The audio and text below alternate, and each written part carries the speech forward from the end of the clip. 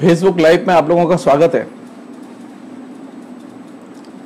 आज हम लोग बातचीत करेंगे लद्दाख, श्री कृष्ण और राष्ट्रवाद के छल, इस विषय पर। और ये विषय अपने आप में इसलिए आया कि एक बहुत ही व्यावहारिक घटना घटी कि प्रधानमंत्री बहुत ही सुनियोजित ढंग से लेह और लद्दाख पहुंचे और लेह लद्दाख पहुंच के उन्होंने वहां से दो महत्वपूर्ण ब्रॉडकास्ट किए।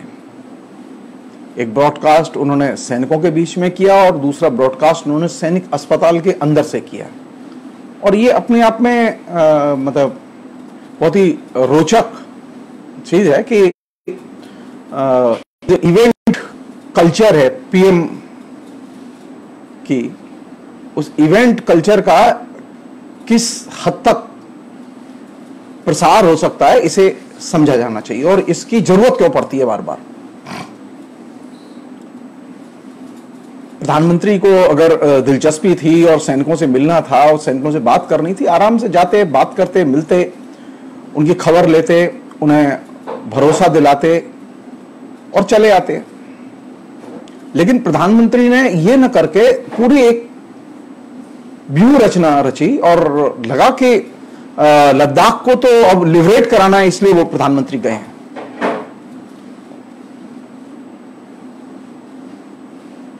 मैं बहुत विनम्रता से कहना चाहता हूं कि प्रधानमंत्री अगर कोई भी कूटनीतिक पहल करते हैं, कोई भी राजनीतिक पहल करते हैं और ऐसी राजनीतिक पहल करते हैं जो कि भारत चीन के बीच में जो मित्रता है उस मित्रता के फ्रेमवर्क की रक्षा करे, तो निश्चित तौर पर देश की विभिन्न संस्थाएं, राजनीतिक दल, सरकारें उनका समर्थन करेंगी और सहयोग करेंगी।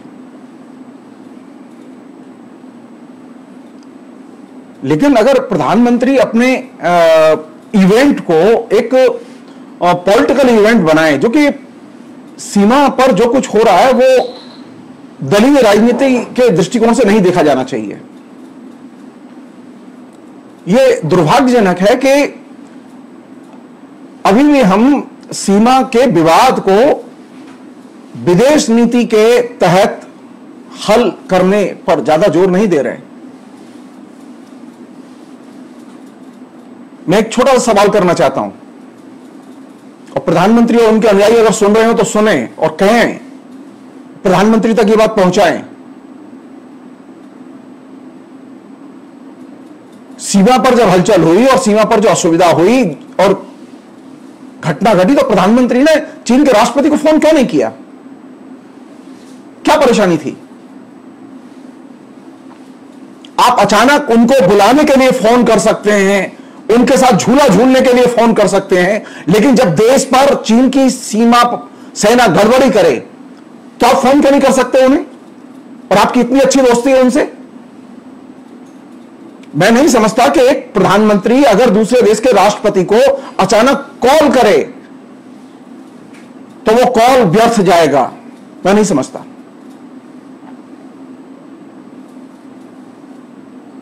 कहीं कोई ऐसी चीज घटी है जिसकी कि हमको जानकारी नहीं है, क्योंकि वो जो जगह है जहां विवाद है, मैं थोड़ा सा उसके बारे में बाद में आऊंगा।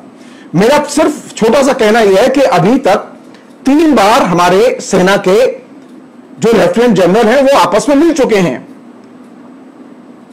चाइना के लेफ्टिनेंट जनरल और भारतीय सेना के लेफ्टिनेंट जनरल के बीच में 3 बैठकें हो चुकी हैं और 2 बैठक विदेश मंत्री स्तर पर हो चुकी हैं। इसके बावजूद अगर ये डेडलॉक से चीजें नहीं निकली हैं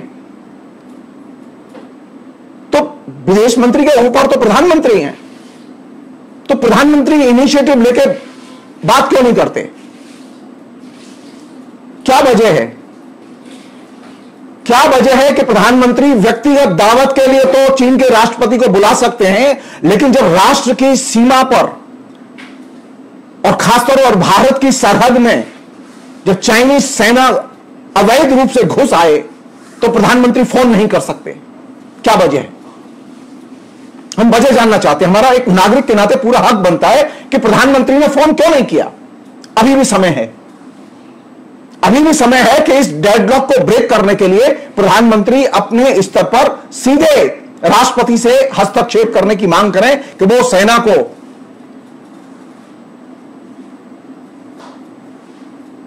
पहले की स्थिति में ले जाएं। और पहले की स्थिति कौन सी थी? पहले की स्थिति वह है जो कि गुटनिरपेक्ष 0.20 की जो पॉलिसी एडॉप्ट की गई 2012 में,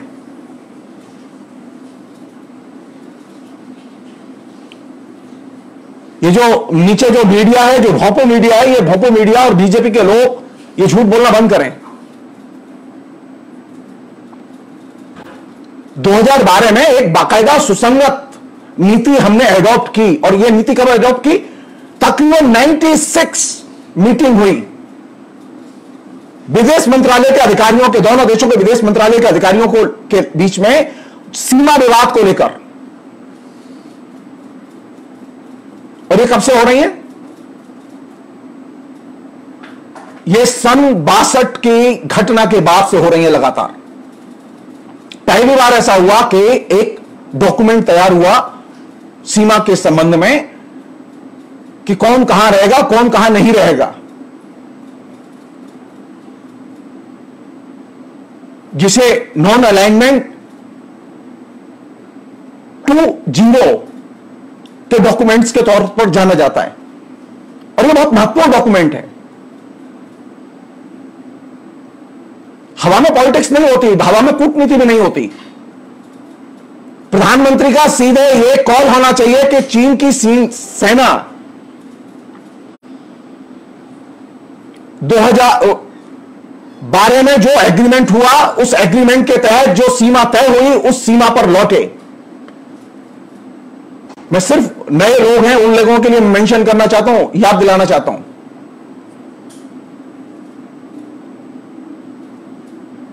जब ये डॉक्यूमेंट साइन हुआ 2012 में, तो उसके बाद में 2013 में चीन ने एक बार दुस्साहस किया था, और उसी तिब्बत के इलाके में, लद्दाख के इलाके में वो घुस आए थे। भारत की सेना ने 2013 में, कोई प्रोपेगेंडा नहीं हुआ, भारत की सेना ने 2013 में चीन के सैनिकों को 3 सप्ताह के अंदर खदेड़ के वापस वहीं भेज दिया जहां वो 2012 में थे। और मनमोहन सिंह ने एक बयान नहीं दिया। न मनमोहन सिंह को लद्दाख की सीमा पर जाने की जरूरत पड़ी, और 2013 में जब खदेड़ के चीनी सैनिक वापस भेज दिए गए, तो उसके बाद में वो फिर नहीं आए, और वो अभी आए। हम लोग झूठ बोलना बंद करते हैं। मैं निजी तौर पर साहित्य का विद्यार्थी रहा हूं, लेकिन मेरी विदेश नीति और दूसरे राजनीतिक विषयों में गहरी दिलचस्पी रही, और इसकी शिक्षा मेरी जवाहरलाल नेहरू विश्वविद्यालय में छात्र राजनीति करते हुई है। मैंने जिन विद्यार्थियों के साथ में छात्र राजनीति की और जिनके साथ मिलकर छात्र राजनीति की, वे आज अंतरराष्ट्रीय विदेश नीति के और अंतरराष्ट्रीय विषयों के बहुत महत्वपूर्ण जानकार माने जाते हैं। मैंने खाली साहित्य के लोगों के साथ में अपने दिन नहीं गुजारे। तो मैं आपके बीच में जब आया हूं, तो मेरे पास में कुछ बहुत ही सॉलिड इनपुट है। और वो इनपुट क्या है? वो इनपुट यह है कि जो आपने 2012 में जो पॉलिसी डॉक्यूमेंट सीमा के बारे में चाइना के साथ में साइन किया था, चीन की सेनाएं वहां वापस लौटें, यह इन्फेसिस होना चाहिए।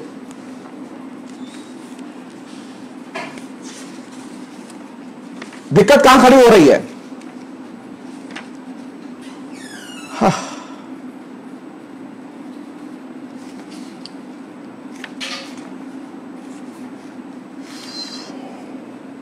दिक्कत यहां खड़ी हो रही है कि कूटनीतिक इनिशिएटिव को प्रधानमंत्री के व्यक्तिगत विंग्स और इच्छाओं पर छोड़ दिया गया है।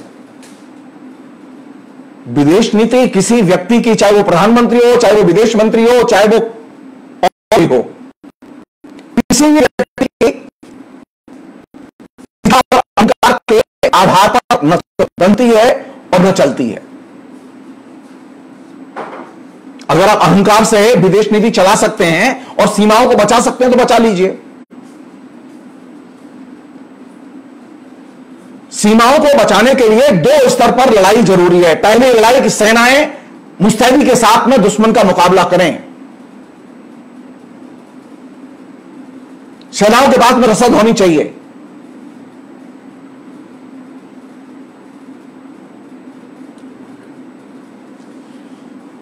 प्रधानमंत्री सोचें इस बात को कि चूक कहां हुई थी।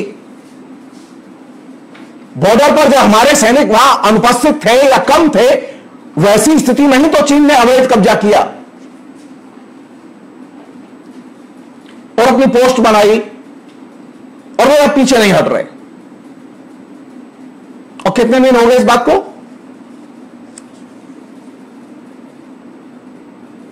2 महीने से अधिक समय हो गया।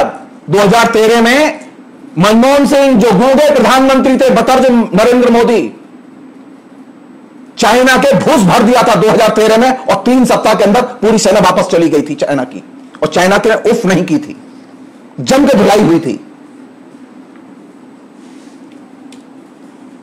और भारत का एक सैनिक नहीं मरा था। और यहां ठाले बैठे 20 सैनिक मर गए और पता नहीं कितने घायल हैं। कोई आंकड़ा नहीं है उसका, अभी भी ऑफिशियल आंकड़ा नहीं है। कम से कम जब परसों प्रधानमंत्री अस्पताल में गए थे तो घायल सैनिकों के साथ में खड़े होकर अपना फोटो खिंचवा लेते तो पता चल जाती कितने लोग घायल हुए हैं। पॉपुलिज्म की और एक रद्दी किस्म के पॉपुलिज्म की एक सीमा होती है, असीम स्तर पर, वो भी विदेश नीति और कूटनीति के स्तर पर। सो हमारी पहली मांग है कि चाइना की सरकार से प्रधानमंत्री अपना इनिशिएटिव लेके पहल करके बात करें और चाइना पर दबाव डालें, कूटनीतिक दबाव डालें।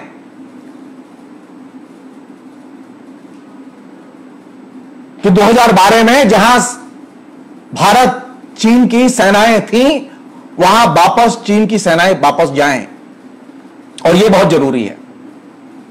इस पर कोई समझौता नहीं हो सकता, देश समझौता नहीं कर सकता, हम सारे नागरिक समझौता नहीं कर सकते, क्योंकि नॉन अलाइनमेंट का जो ग्रुप पॉलिसी डॉक्यूमेंट जो 2012 में अडॉप्ट किया गया था, वह भारत सरकार का साइन किया हुआ डॉक्यूमेंट है। उसको ओन करना, उसे कैरी करना मौजूदा सरकार की जिम्मेदारी है।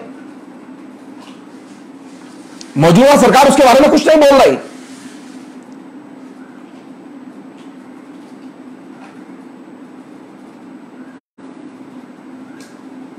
आप किन मतलब टोटकों से और अंधविश्वासों के चाइना लड़ना चाहते हैं? चाइना सबसे ज्यादा भयानक अन्य राष्ट्र बने। अपने एक ब्रॉडकास्ट में विदेश नीति के सवाल पर मैंने ये बात रखी थी, और जिस दिन ये घटना हुई थी, सैनिक मारे गए थे, उसके दूसरे दिन वो ब्रॉडकास्ट था आपके बीच में, आप देख सकते हैं फेसबुक पर। मैंने संदेह व्यक्त किया था और मेरा संदेह सही निकला।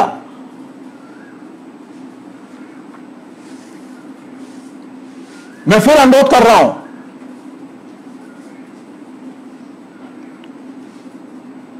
कूटनीति में अहंकार की कोई जगह नहीं है, और कूटनीति में मैं ताकतवर, मैं की कोई जगह नहीं है। हम शांति के पक्षधर हैं और हम शांति के लिए हर कीमत देने को तैयार हैं।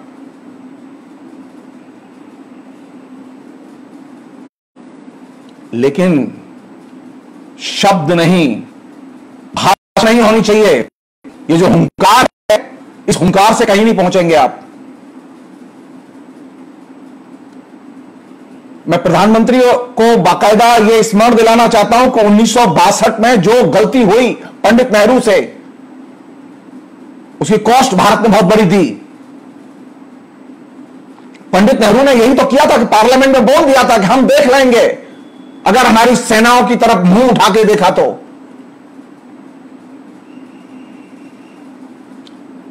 भारत के देखने के पहले चाइना ने देख लिया।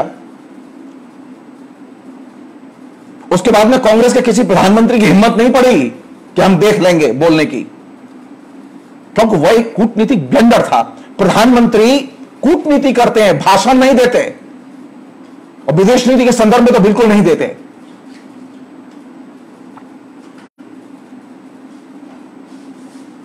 आप रिकॉर्ड उठा के देखिए, कांग्रेस के कितने प्रधानमंत्री हुए और उन्होंने कभी कभी ये हुंकार भरे भाषण नहीं दिए। प्रधानमंत्री का काम है शांति बनाए रखना और शांति की दिशा में प्रयास करते रहना, चाहे जितनी भी मुश्किलें आए। और विदेश नीति का क्षेत्र कूटनीति का क्षेत्र है। यह कूटनीति होती है ब्रेन से, बंदूक से नहीं।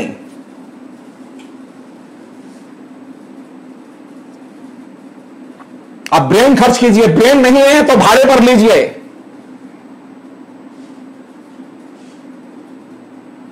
तो चाइना के साथ में जो अभी जो कंडीशन है, उस पर मेरी पहली मांग यही है कि प्रधानमंत्री इनिशिएटिव लें और चीन के राष्ट्रपति से बात करें और कहें कि हमारे आपके बीच में शिखर स्तर की वार्ता हो। और 2012 का जो मूल्यवान डॉक्यूमेंट जो चाइना और भारत के बीच में साइन किया गया, पॉलिसी डॉक्यूमेंट है सीमा के बारे में, उस डॉक्यूमेंट को रीइटरेट किया जाए, नए सिरे से दोनों देश की सेनाएं उन जगहों पर वापस पहुंचाई जाएं जो उस डॉक्यूमेंट्स में आइडेंटिफाई किए गए हैं। और इस डॉक्यूमेंट के लिए आप मनमोहन सिंह को धन्यवाद दीजिए। कांग्रेस के प्रति घृणा, कांग्रेस के मुख्य प्रधानमंत्रियों के प्रति घृणा अंधे कुएं में ले जाएगी। देश चलाना है ना तो सलाह लीजिए। अमित शाह और राजनाथ सिंह की सलाह से सरकार नहीं चल सकती, क्योंकि ये लोग कूटनीति नहीं जानते। जिन लोगों ने कूटनीति की है उन लोगों की सलाह लीजिए। और जो विदेश मंत्री है ना, वो भी सिर्फ डिप्लोमेट हैं, वो कूटनीति नहीं जानते। वो डिप्लोमेट हैं। आप अच्छी तरह से जानते हैं डिप्लोमेट की कितनी सीमा होती है। यहां पॉलिटिकल कूटनीतिज्ञ की जरूरत है, और पॉलिटिकल कूटनीतिज्ञ के तौर पर आपको कांग्रेस की खुल के मदद लेनी चाहिए कि देश संकट में है, हमारी सीमा पर खतरा है, हम चाहते हैं आप हमारी मदद करें। क्या दिक्कत थी आपको मनमोहन सिंह से बात करने में?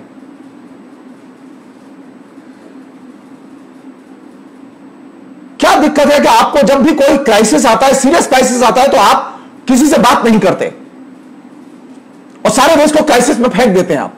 और आज आपने फिर चाइना के साथ में जो विवाद शुरू हुआ, उसमें आपने किसी से सलाह न करके देश को फिर एक गहरे संकट में डाल दिया है। और संकट क्या है? अरे आप कभी ठंडे दिमाग से सोचिए कि 2013 में जब चाइना ने हमारी जमीन पर कब्जा किया था, तो भारत सरकार ने चाइना के किसी ऐप टैप किसी पर भी पाबंदी नहीं लगाई। चाइना की किसी वस्तु के आवागमन पर पाबंदी नहीं लगाई। चाइना से बातचीत पर भी पाबंदी नहीं लगाई। सेना ने क्विकली 3 सप्ताह के अंदर पूरी जमीन खाली करा ली। खदेड़ के चाइना के सैनिकों को वापस भेज दिया।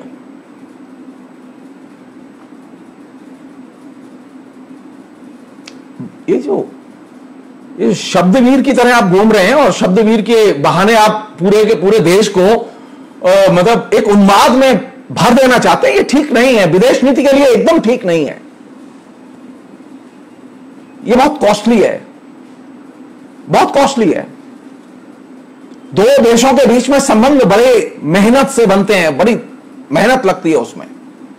जो पॉलिसी डॉक्यूमेंट सीमा के बारे में 2012 का अडॉप्ट किया गया, उसमें 95-96 से ज्यादा विदेश मंत्रालय के उच्च अधिकारियों की मीटिंग हुई दोनों देशों की। आप सोचिए उनकी लेबर, मेहनत से हार्ड लेबर कहते हैं। दोनों देशों के दिमाग लगे उसमें। मैं बहुत विनम्रता से कहना चाहता हूं, उसमें जवाहरलाल नेहरू विश्वविद्यालय के चाइना एक्सपर्टों का भी योगदान रहा है। सीखिए, सीखिए, पुरानी फाइल निकालिए, सीखिए, पढ़िए, क्या करना है सीखिए।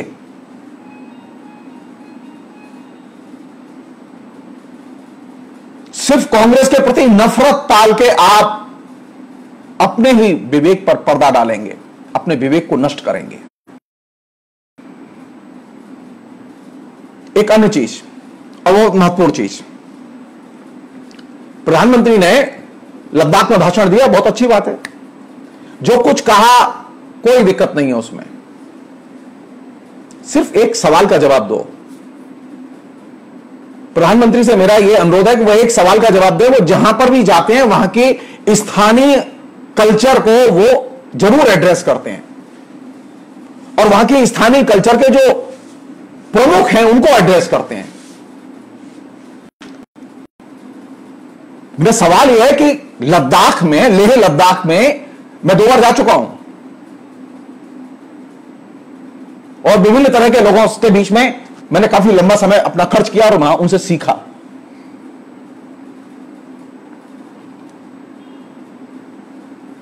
लेह लद्दाख में किन की कल्चर है, कौन लोग हैं? क्या सेना को लेह लद्दाख की जनता से डिस्कनेक्ट करके आप लड़ सकते हैं चीन से?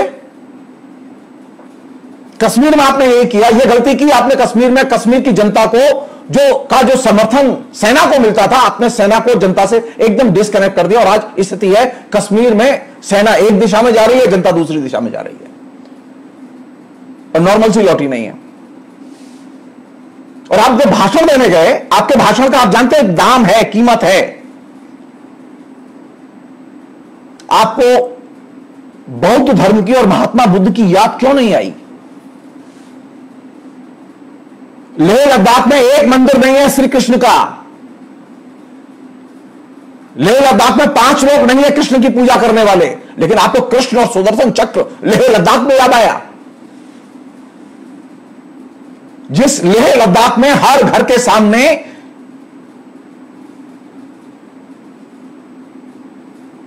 बौद्धों के मृतक स्मृति चिन्ह बने हों,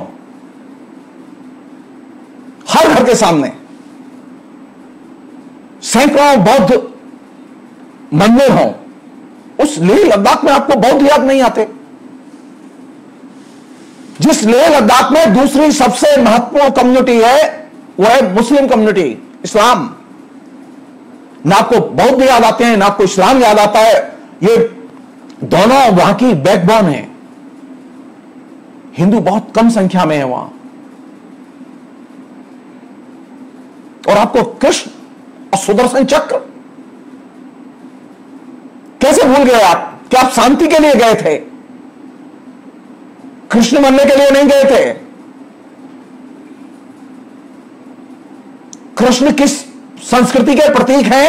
आप मेरी बात मत मानिए। आपने आरएसएस में काम किया है, आपने बीजेपी में काम किया है, आप अखिल भारतीय विद्यार्थी परिषद में काम कर चुके हैं और उनका नायक है विवेकानंद। आप विवेकानंद को पढ़िए। मैं चैलेंज दे रहा हूं, क्या आप सचमुच में विवेकानंद के अनुयायी हैं तो विवेकानंद को पढ़िए और जानिए कि कृष्ण के बारे में विवेकानंद की राय क्या है। आप कभी कृष्ण का नाम नहीं लेते। छल की राजनीति का वो नायक है, और ये मैं नहीं कह रहा हूं, ये विवेकानंद कह रहे हैं।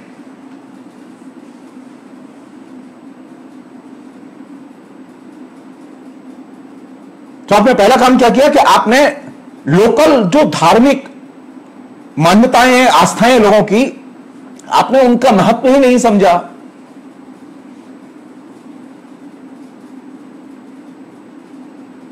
आपको जानना चाहिए ये। आप वहां जनता को कनेक्ट करने के लिए विख्यात हैं, जनता मानती है आपको। बीजेपी का एमपी है वहां से, आपको बड़ी संख्या में बौद्धों ने वोट दिए थे। बीजेपी का जो एमपी लेह लद्दाख से चुना गया वो बड़ी संख्या में बौद्धों के वोट से चुना गया, मुसलमानों को कम वोट मिले उसे। इसके बावजूद आपको न मुस्लिम समाज याद आया, ना आपको बौद्ध समाज याद आया, ना उनके नायक याद आए। आपको कौन याद आया? कृष्ण। क्यों याद आया आपको? क्योंकि आप पब्लिक मीटिंग कर रहे थे ना, और आप पब्लिक मीटिंग करते हुए बिहार को एड्रेस कर रहे थे। कि ये यादव है ना, वो जान लें कि मैं देखो मैं तुम्हें याद कर रहा हूं, लेह लद्दाख आ गया हूं, मैं वहां पर याद कर रहा हूं तुमको। ये ठीक नहीं है, ये ठीक नहीं है। कूटनीति में ये ठीक नहीं है। इलेक्शन मीटिंग होती तो चलता, विदेश नीति में धर्म को दाखिल करना सही नहीं है। नरेंद्र मोदी ने जो लेह लद्दाख में जो पब्लिक मीटिंग की, उस पब्लिक मीटिंग में जिस तरह से कृष्ण और सुदर्शन चक्र के आख्यान को शामिल किया, उसने एक नए चैप्टर की शुरुआत की है। उसने विदेश नीति में धर्म को शामिल कर दिया है, जो कि सही नहीं है। अभी तक कम से कम विदेश नीति का एरिया ये राम कृष्ण संप्रदाय से मुक्त था, लेकिन अब यहां पर भी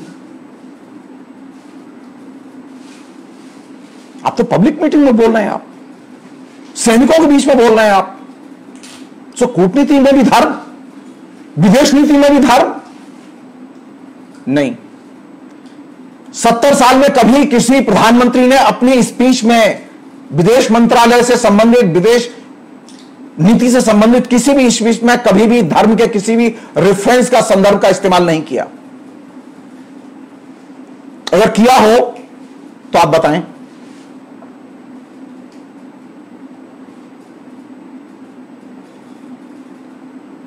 ये ठीक नहीं है। बिहार में चुनाव तो आप वैसे भी जीत जाएंगे, बिहार में चुनाव आप हारेंगे थोड़ा ही। अरे आपके पास में ताकत है, पैसा है, आपके पास में बाहुबल है, उससे भी बड़ा आपके पास में बैलेट पेपर को वोट में बदलने की मशीनरी है, जिसे कहते हैं साइंटिफिक रिगिंग। अब बिहार में तो जीत जाएंगे। आप काहे को ये विदेश नीति में धर्म को घुसेड़ दिया आपने? क्या जरूरत थी इसकी?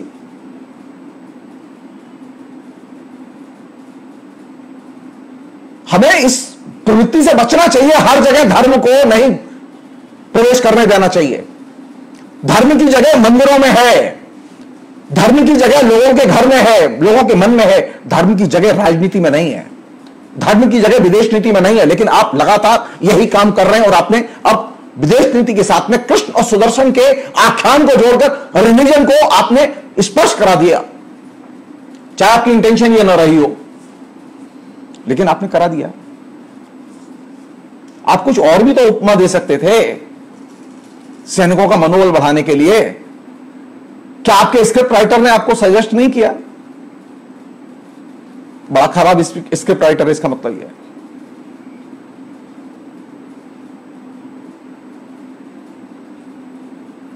एक अन्य पहलू जो इस पूरे के पूरे विमर्श का हिस्सा है,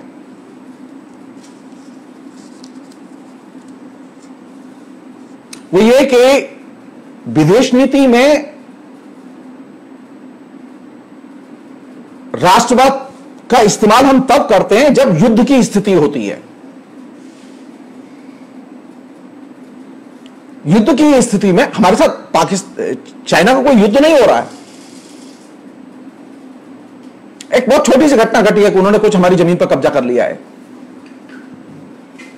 युद्ध नहीं कहते इसे।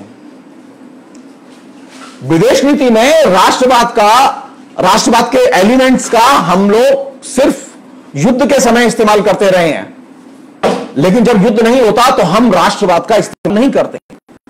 लेकिन आपने 6 साल से कॉन्स्टेंटली विदेश में नेशनलिज्म को आपने अनिवार्य दिया है। इससे विदेश नीति क्षतिग्रस्त हुई है और आपके दोस्त घटे हैं, यानी भारत के दोस्त घटे हैं। कल तक जो भारत के मित्र थे, आज वे भारत के मित्र नहीं हैं।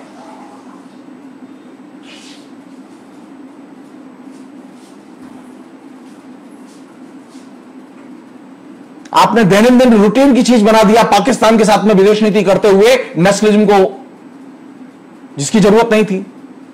आप पाकिस्तान से हेट कर सकते हैं, आप पाकिस्तान से असहमत हो सकते हैं, पाकिस्तान को एकदम शत्रु घोषित कर सकते हैं। बिना युद्ध के आप नेशनलिज्म का विदेश नीति में इस्तेमाल क्यों कर रहे हैं?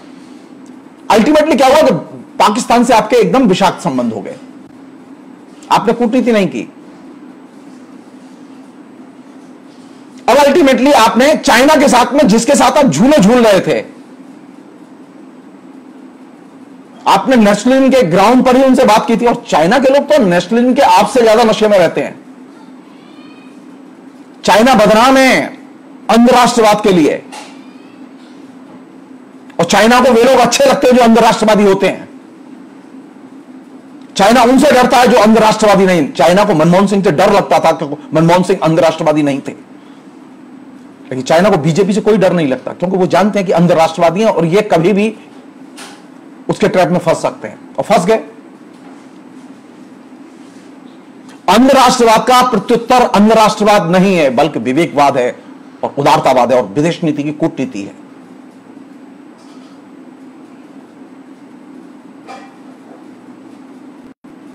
आपने पिछले 6 वर्ष में जिस विदेश नीति का निर्माण किया, जो पहले से बनी हुई थी, उसको आपने एकदम उठा के खूंटी पर टांग दिया, कहा कि वो काम की नहीं है, अब हम नया काम करेंगे।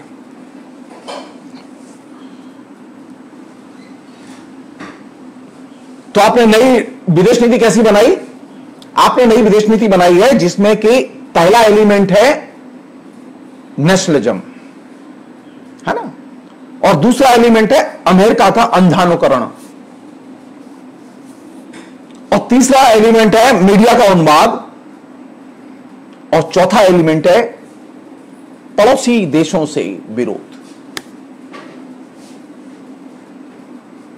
कांस्टेंट टकराहट। इन 4 पहलुओं पर आपने इतना जबरदस्त काम किया है कि आज हम कूटनीति के बजाय राजनीति कर रहे हैं विदेश में। आप जानते हैं कूटनीति साइलेंटली होती है, बहुत नीतिगत मामले हैं, वो सिर्फ चंद लोगों के बीच में ही होते हैं और वो ऊपर के लोगों के बीच में होते हैं और उसको नीचे तक लाया जाता है, और विदेश नीति के मसलों को आप घरेलू राजनीति में शामिल नहीं करते।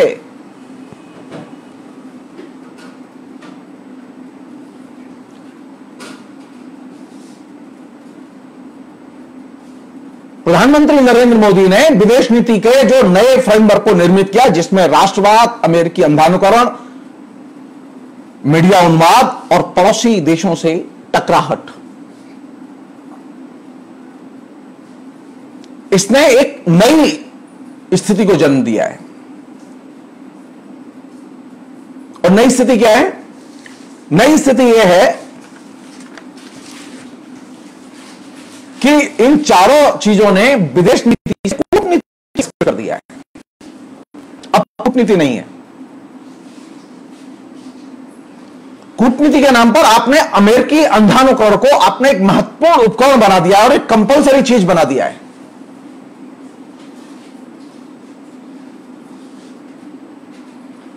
तो आप अमेरिका में कोई पॉलिसी डिक्लेयर होगी, आप सीरियस करते हैं। आप खाली विदेश नीति के नाम पर कूटनीति नहीं करते, आप लॉबिंग करते हैं या प्रोपेगेंडा करते हैं।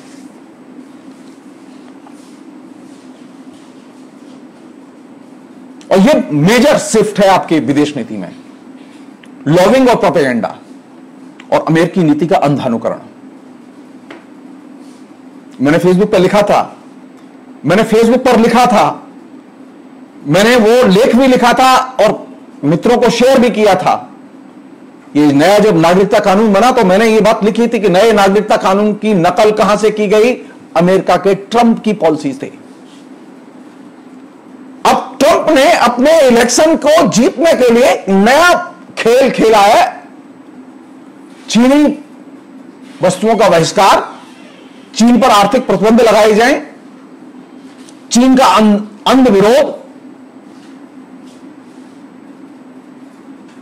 और आपने ठीक इस ट्रंप की नीति का अनुसरण करते हुए भारत में ठीक चीनी वस्तुओं के बहिष्कार के नारे को व्यवहार में लागू कर दिया, बिना बोले लागू कर दिया।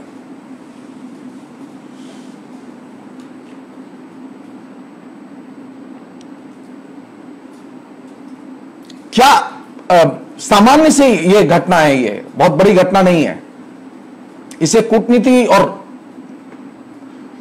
स्थानीय स्तर पर सैनिक पहल के जरिए हल किया जा सकता है जो सीमा विवाद है, लेकिन उसके लिए आपने चीनी वस्तुओं के बहिष्कार को एक महत्वपूर्ण मुद्दा बना दिया जो कि ट्रंप का इशू था। प्रधानमंत्री जी, आप अच्छी तरह से जानते हैं अमेरिका बहुत सक्षम देश है और भारत बहुत सक्षम देश नहीं है।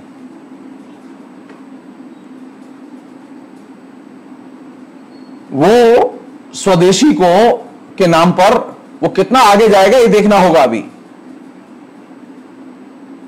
वो खाली जब तक इलेक्शन नहीं हो रहा है ना ट्रंप का, तब तक ये चल रहा है चीन विरोध, उसके बाद वो रास्ते पे आ जाएंगे। और आपका भी ये जो चीन विरोध है तब तक कि बिहार में इलेक्शन नहीं हो रहा है। बिहार में इलेक्शन तक आप भी चीन का बहिष्कार करते रहेंगे, विरोध करते रहेंगे, क्योंकि अब बिहार में कोई इशू नहीं है आपके पास, अब डेवलपमेंट इशू नहीं है।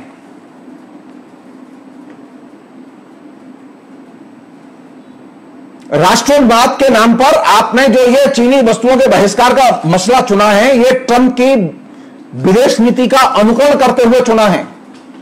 इसका भारत सीमा विवाद से, भारत चीन के जो सीमा विवाद है उससे कोई संबंध नहीं है।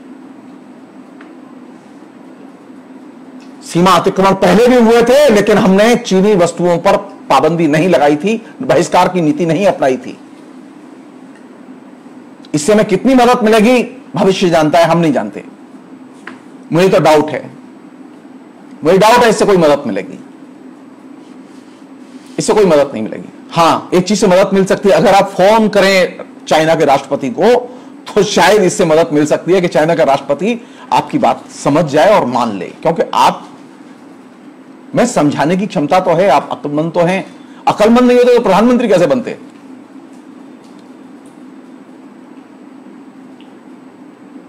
थोड़ा सा कूटनीति में अपनी गुजराती बुद्धि लगाइए, जिससे कि चाइना के राष्ट्रपति का दिमाग हमारी तरफ आए, वो समझे इस बात को।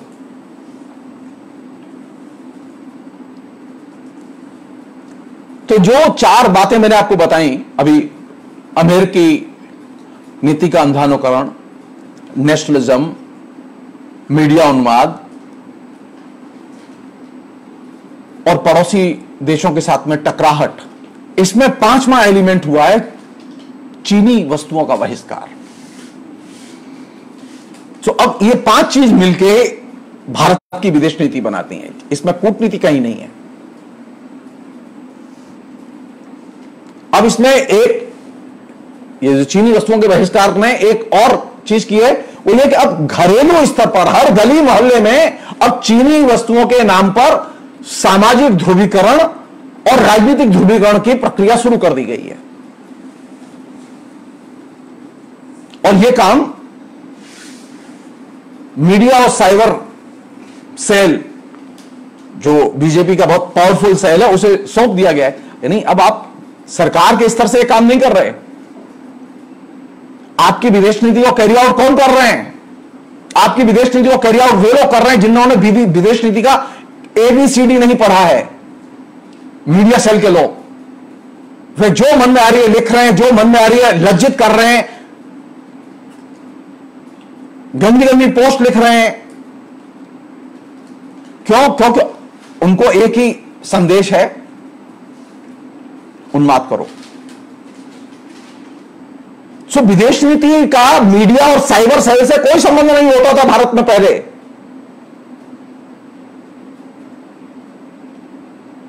लेकिन 2014 में नरेंद्र मोदी के सरकार में आने के बाद से पहली बार ऐसी घटना घटी कि अब विदेश नीति में कोई भी चीज घटती है तो वह सबसे पहले मीडिया और साइबर सेल के सेनानियों को सौंप दी जाती है कि जाओ अब तुम ले जाओ नीचे, और जनता में खूब सामाजिक राजनीतिक ध्रुवीकरण के लिए इसका इस्तेमाल करो।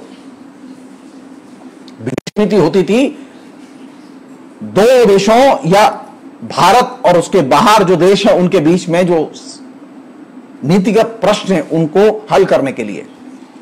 विदेश नीति का इस्तेमाल सामाजिक स्तर पर घरेलू राजनीति में के लिए कभी नहीं होता था। इंदिरा गांधी ने 1971 का युद्ध जीता, पाकिस्तान का विभाजन करा के नए देश के तौर पर बांग्लादेश का निर्माण किया, लेकिन इलेक्शन और उसके बाद मिसेस गांधी ने इसको पॉलिटिकल इशू नहीं बनाया। और आपने तो अभी तक चुहिया नहीं मारी है।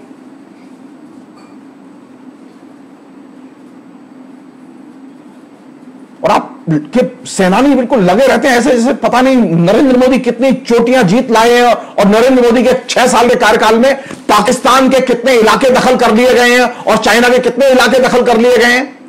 कुछ भी नहीं हुआ, सिवाय साइबर और मीडिया स्ट्राइक के कुछ भी नहीं हुआ, बल्कि उनका नुकसान हुआ है। हमारे सैनिक ज्यादा मारे गए हैं।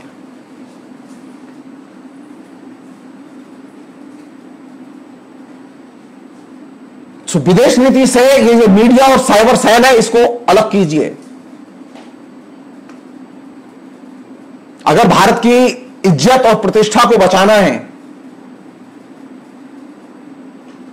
ये जो आप कर रहे हैं ना, ये जो मीडिया और साइबर सेल के जरिए जो आप विदेश नीति और उसमें नेशनलिज्म का जो प्रचार कर रहे हैं आप, ये किसका मुहावरा है और किसका तरीका है? ये चाइना की कम्युनिस्ट पार्टी का तरीका है जो अभी चाइना इस्तेमाल करता है। सो आपका आदर्श नेता कौन है? चाइना, ठीक। और लड़ना किससे चाहते हैं? चाइना से ही। वाह, संभव है, संभव है। चाइना की उपासना करके चाइना को पराजित करना, चाइना को देवता बना के चाइना के मार्ग पर चल के चाइना को जीतना संभव है? बिल्कुल संभव नहीं है। चाइना विस्तारवादी था, आज भी है, आपके बोलने के पहले भी था, लेकिन भारत के किसी प्रधानमंत्री ने इस शब्द नहीं किया। मनमोहन सिंह किया, मनमोहन सिंह के पहले किसी और प्रधानमंत्री ने किया। चाइना को विस्तारवादी हमने नहीं कहा, क्योंकि हम विशेषणों में राजनीति नहीं करते। चाइना हमारे लिए एक देश था और उसकी विदेश नीति जो थी उसकी हम आलोचना करते थे और हम कोशिश करते थे कि वह हमारे साथ में पंचशील के सिद्धांतों पर एक मत हो। वो बार बार छूट के जाता था, हम बार बार पकड़ के लाते थे, क्योंकि उसके अंदर भी वही बीमारी थी जो आपके अंदर है और आपके दल में है, राष्ट्रवाद की बीमारी।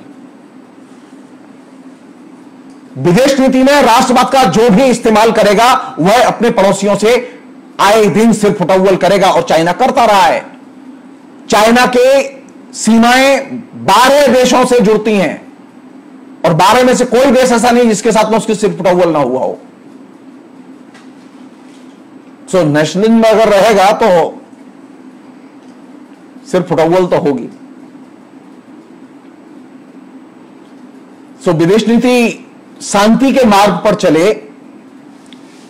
विदेश नीति पड़ोसी देशों के साथ और अन्य देशों के साथ मित्रता के संबंध बनाने में हमारी मदद करे। इसके लिए जरूरी है कि विदेश नीति में कूटनीति पर जोर हो, राजनीति पर नहीं। विदेश नीति का हम राजनीतिक हित और लक्ष्य पूरा करने के लिए इस्तेमाल न करें। अरे आप लोगों से वोट मांगिए कह के कि आपने कितने गैस के चूल्हे दिए, जैसा कि आप कहते रहे हैं। आप वोट मांगिए कि आपने कितना अभी कोरोना में लोगों के खाते में पैसा पहुंचाया। आप वोट मांगिए। आप वोट नेशनलिज्म और चाइनीज वस्तुओं के बहिष्कार के नाम पर आप माहौल क्रिएट करके क्यों हिंदुस्तान की जो राजनीति उसे और विषाक्त बनाना चाहते हैं?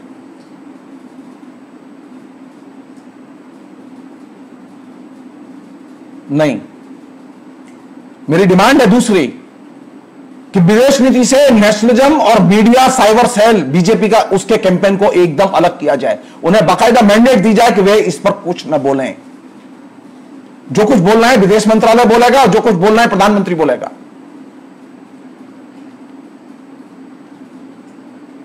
अब हालत यह है कि हर लफंगा, हर सौदे किस्म का व्यक्ति जिसको कि राजनीति की एबीसीडी नहीं आती, वो लगातार बीजेपी की तरफ से पोस्ट दर पोस्ट लिखे जा रहा है। तो विदेश नीति का लोकल गुंडों का खेल है। अगर ऐसा ही है तो फिर तो किसी अच्छे माफिया को विदेश मंत्री बनाना चाहिए। फिर जयशंकर की क्या जरूरत थी? वो जो साइबर सेल के इंचार्ज है उन्हीं को विदेश मंत्री बना दीजिए, फिर देखिए मजा। हिंदुस्तान के बाहर कैसी पूजा होती है हिंदुस्तान की? विष्णु भगवान की तरह पूजा होगी। जैसे विष्णु भगवान को कोई भारत के बाहर पूजता नहीं है, ठीक ऐसे ही पूजा नहीं जाएगा भारत को। तो कृपा करके विदेश नीति को साइबर सेल के जाल से बाहर निकालिए। जो कुछ ब्रीफिंग होगी, जो कुछ कहना होगा विदेश मंत्रालय कहेगा। जो कुछ कहना होगा बीजेपी का विदेश विभाग के इंचार्ज कहेंगे। ये साइबर सेल की जो सैकड़ों हजारों पोस्ट व्हाट्सएप से लेके इंटरनेट तक जो सर्कुलेट होती है, इन्हें रोकिए। ये जो पद्धति है, ये चाइना की पद्धति है, और ये चाइना के विस्तारवादी दृष्टिकोण की पद्धति है, और यही पद्धति आप अपना रहे हैं। इससे आपको कोई लाभ नहीं होगा, कोई लाभ नहीं होगा। भारत डेमोक्रेसी है, यहां मोमोक्रेसी नहीं है। ये चाइना नहीं है हिंदुस्तान।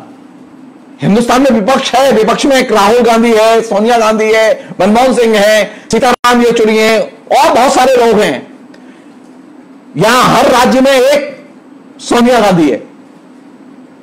चाइना की तरह नहीं है कि जो मन पार्टी रूल है सब लागू हो जाएगा। हिंदुस्तान में संभव ही नहीं है। आप एक नागरिकता कानून में संशोधन किया, सारे देश में विरोध हुआ उसका।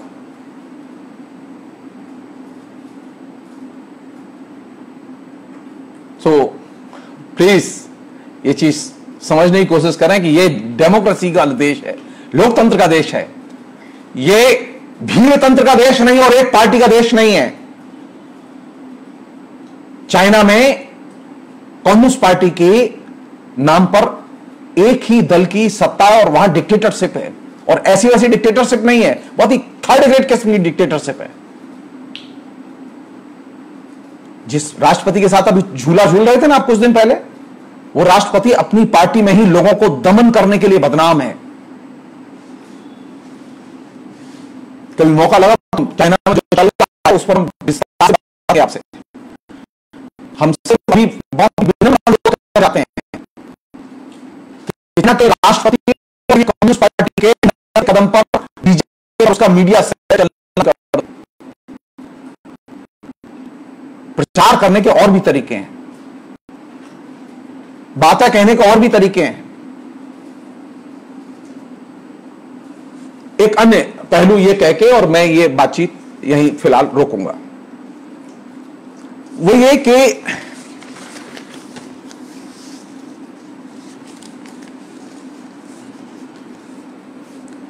आखिर हम क्या करें,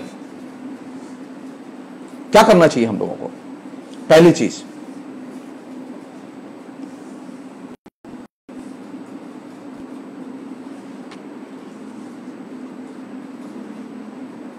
ये 9 सप्ताह से अधिक गुजर चुके हैं इस तनाव को जो सीमा पर है।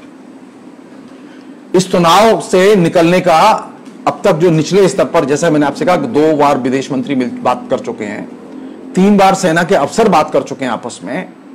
इससे कम से कम बॉर्डर पर फिलहाल एक शांति लौटी है। लेकिन हमें यही नहीं रुकना चाहिए, हमें इस कूटनीतिक प्रयास को ऊपर शिखर लेवल पर ले जाना चाहिए और एक नया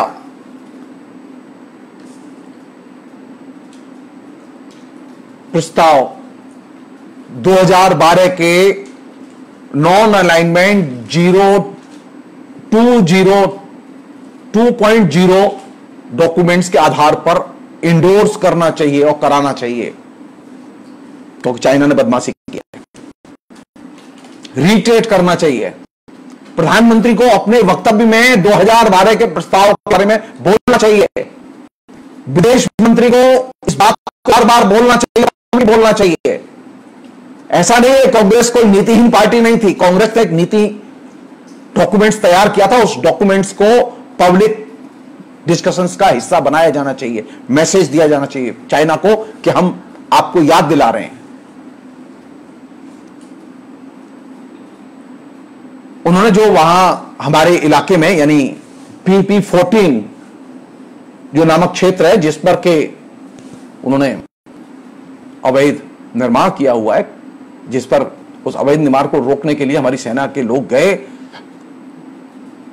और 15 जून को जो झगड़ा हुआ उसमें हमारे 20 लोग मारे गए और अनेक लोग घायल हुए।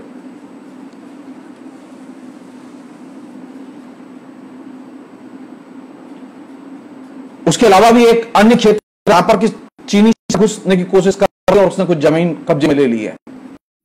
इन दोनों ही स्थानों को खाली कराने के लिए दबाव बनाया जाना चाहिए और कोशिश की जानी चाहिए। आपने जो अभी प्रयास किया है वो ठीक है, वो स्वागत योग्य है कि आपने वहां पर हमारे सेना के जवानों के पास में हथियार नहीं थे, वतन गाड़ियां नहीं थी, प्रक्षेपास्त्र नहीं थे, युद्ध बम वर्षक विमान नहीं थे, ये सब चीजें नहीं थी, आपने सब वहां जुगाड़ कर दिया है। लेकिन आप अच्छी तरह से जानते हैं कि बहुत दिन तक इसे रखना संभव नहीं होगा। जाड़े जब आएंगे तो बहुत मुश्किल होगी, बहुत खर्चीला है ये मामला।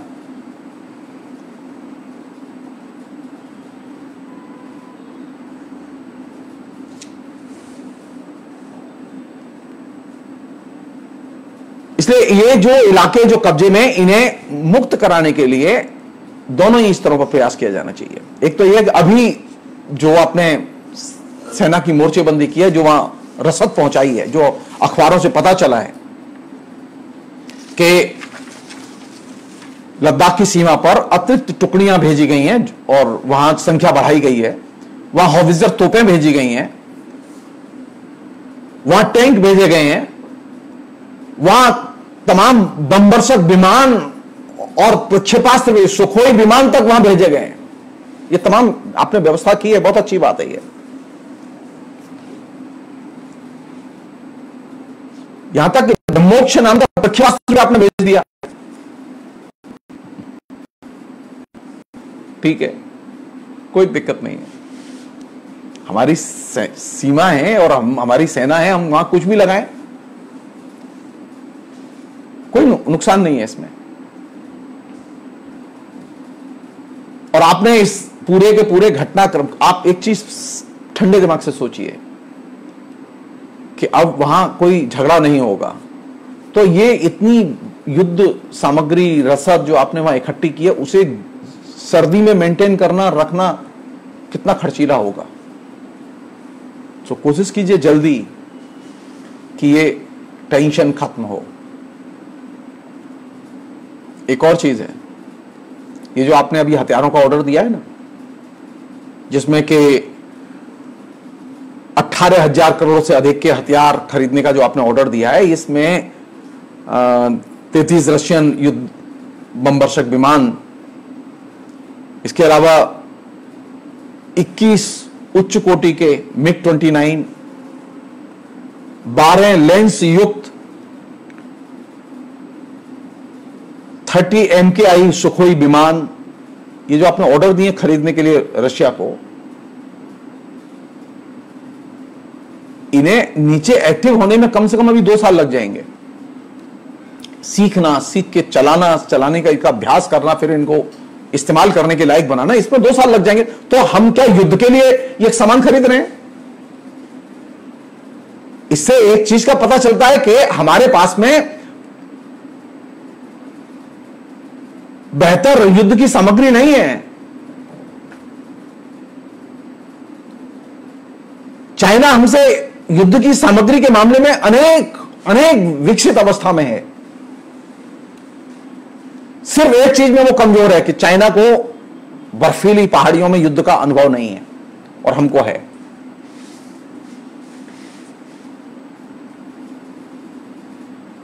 चाइना ने किसी से युद्ध नहीं किया है, सिर्फ एक वियतनाम को छोड़ के, जिसमें उसे मुंह की खानी पड़ी।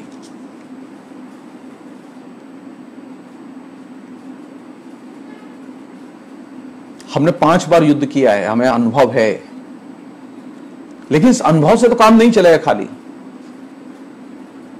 हमारी सेना के पास में प्रॉपर संसाधन नहीं है, ये एक वास्तविकता है। अभी जानते हैं, सारा कुछ जानता है इस बात को।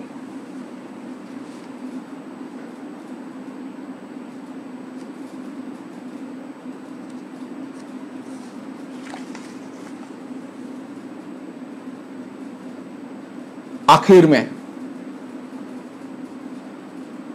आपने जो ये विपक्षी दलों की जो मीटिंग बुलाई, जिसमें ब्रीफिंग दी,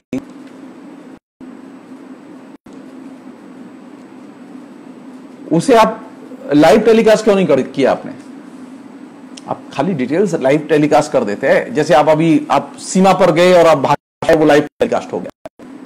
तो कम एक वक्तव्य जो आपने दिया था, मुझसे क्या है कि आपने मीटिंग में जो कहा और मीटिंग के बाद जो कहा, फिर उसके बाद में विदेश मंत्रालय ने जो कहा, उसके बाद में रक्षा अधिकारियों ने जो कहा, उसके बाद में आपके कैबिनेट मिनिस्टर जो पूर्व सेनापति हैं, बीके सिंह ने जो कहा, इन सारी चीजों ने एक अटर कंफ्यूजन पैदा किया है।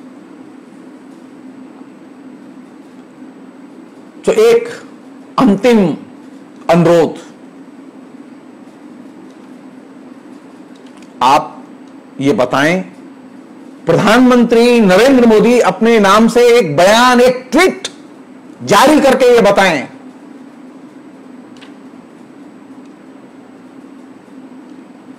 कि विवादास्पद क्षेत्र में अवैध रूप से चाइना ने कोई जमीन जिस पर के हमारा भी दावा था वो क्या अपने कब्जे में ली है, हां या ना। सिर्फ एक ट्वीट कर दीजिए, एक ट्वीट। और मन की बात कह रहे हैं तो सबसे अच्छा है, सब कंफ्यूजन दूर हो जाएगा।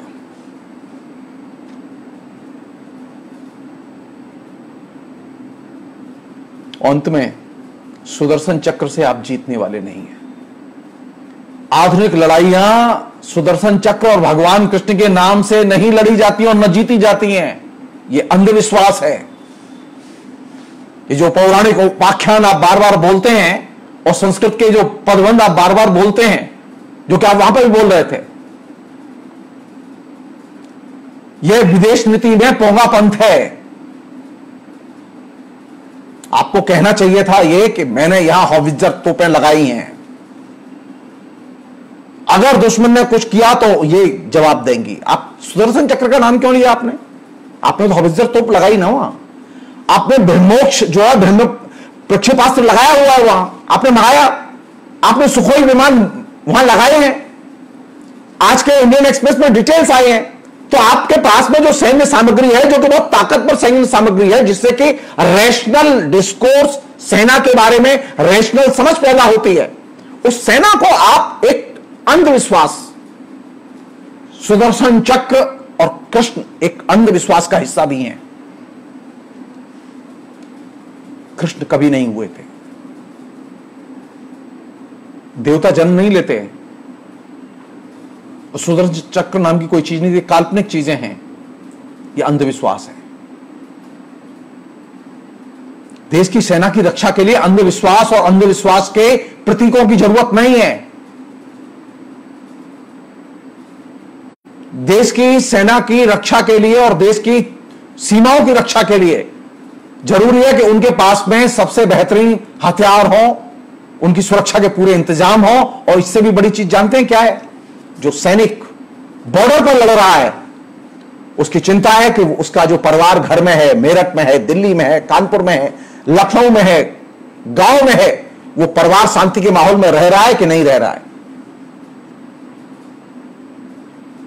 आप ये इंश्योर करें कि नीचे ये जो देश के विभिन्न इलाकों से, सुदूरवर्ती इलाकों से लोग भर्ती होकर सेना में आते हैं, अपनी जान देने के लिए, कुर्बानी देने के लिए आते हैं देश के लिए, वे आपसे ये उम्मीद करते हैं और मांग करते हैं कि उनके परिवार के लोग जहां रह रहे हैं, वो परिवेश, वो शहर, वो महानगर, वो गांव, वो तमाम किस्म के सामाजिक तनावों से मुक्त हो। आप गांव में, कस्बों में आप लगातार तनाव की खबरें और तनाव का वातावरण और सुरक्षा का वातावरण बना के आप देश के सैनिकों के मन को संतोष और सुरक्षा नहीं दे सकते। आप सोचिए कभी, आप सोचिए कभी कि आपका परिवार जहां रहता है गुजरात में, वहां अशांति हो चारों तरफ, आपको अच्छा लगेगा काम करना? नहीं। आप चाहेंगे कि गुजरात में पहले शांति हो, मेरी मां शांति से रहे। सैनिक जो बॉर्डर पर लड़ रहे हैं वे चाहते हैं कि उनके परिवार शांति के वातावरण में रहें। इसलिए समाज में, घरेलू स्तर पर शांति का, तनाव मुक्त वातावरण बेहद जरूरी है। ये जो राष्ट्रवाद का जो खेल है, ये शांति का और तनाव रहित माहौल को ये नष्ट करता है।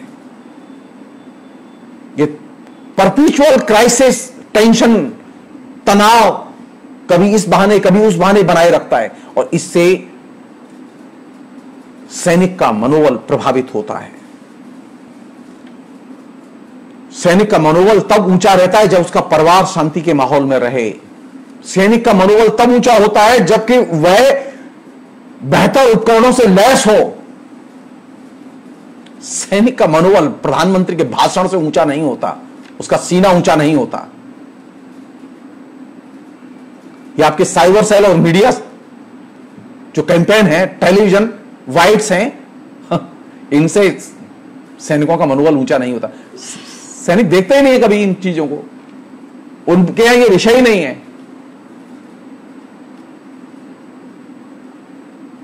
तो सीमाओं पर शांति की जरूरत है, इसलिए क्योंकि सैनिक हमारे खुशहाल रहें और सैनिकों का मनोबल ऊंचा रहे। इसके लिए जरूरी है कि हमारे घरेलू जीवन में भी शांति रहे, और घरेलू जीवन में शांति के लिए जरूरी है कि बीजेपी और उनके सहयोगी संगठन राष्ट्रवाद का प्रचार बंद करें। लोकतांत्रिक राजनीति कीजिए, ये राष्ट्रवाद बंद कीजिए। ये सैनिकों का मनोबल तोड़ते हैं, ये समाज का मनोबल तोड़ते हैं, ये समाज में विभाजन पैदा करते हैं, और ये लोकतंत्र के लिए अशुभ संकेत है। ये अच्छी बात नहीं है। आज बस इतना ही। बहुत बहुत शुक्रिया। Thank you.